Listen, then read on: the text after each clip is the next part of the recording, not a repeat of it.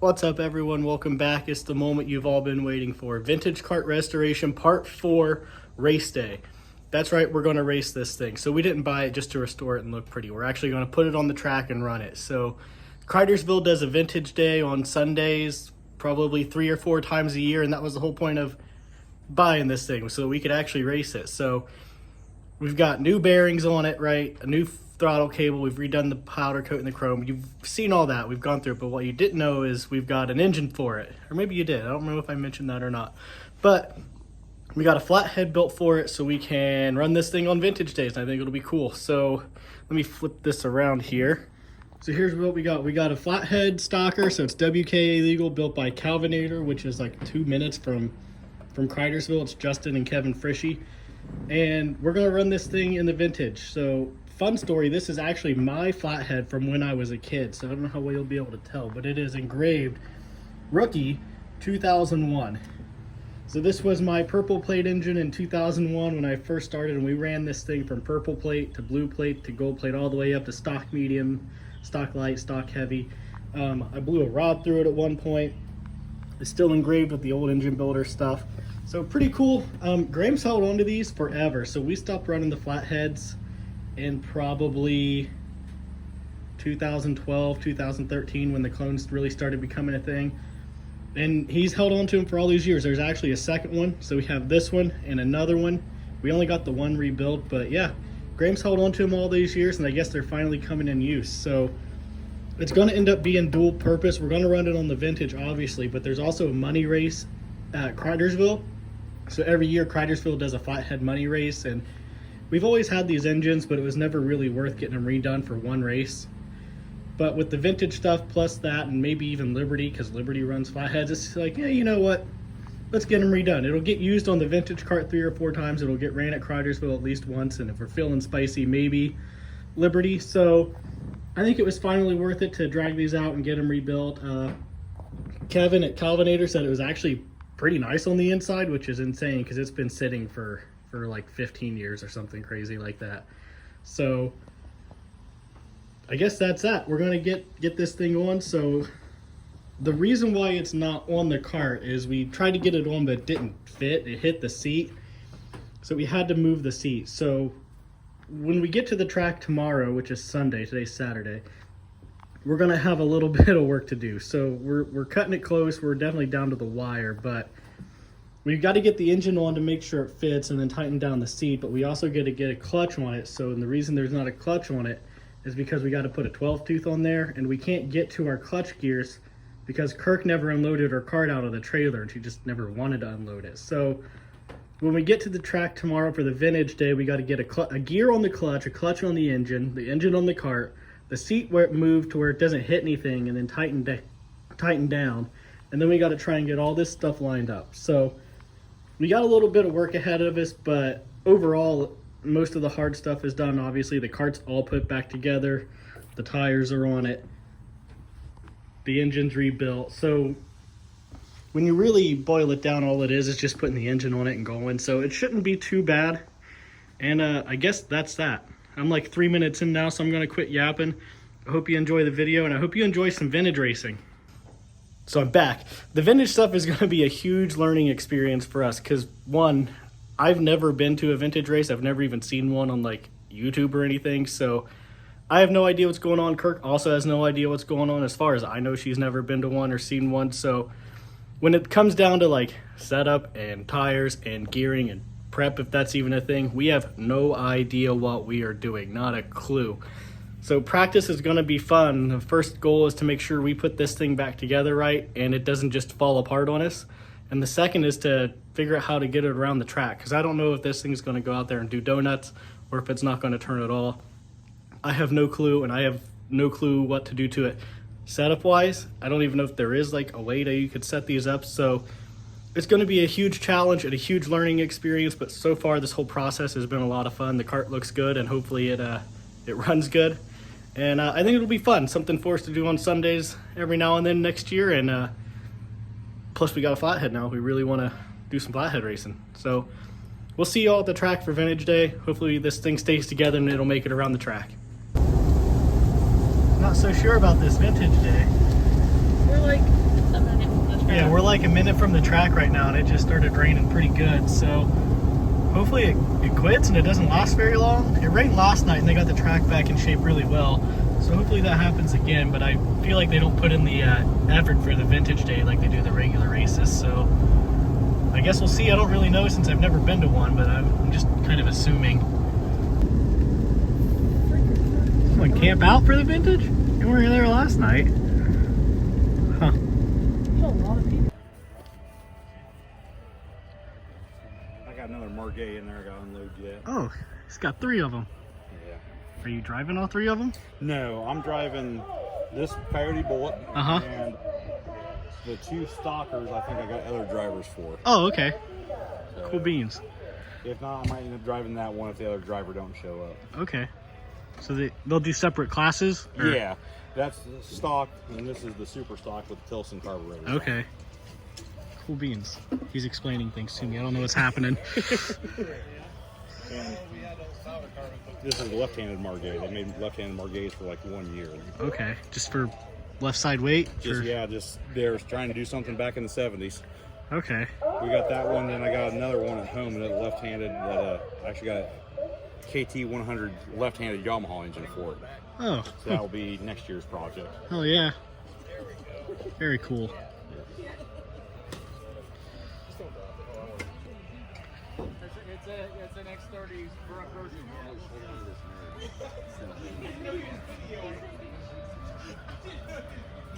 There's mine.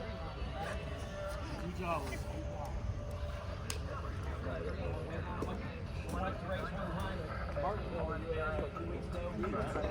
2-stroke.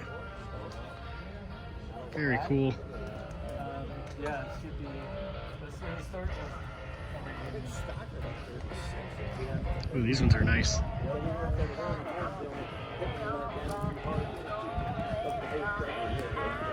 like that.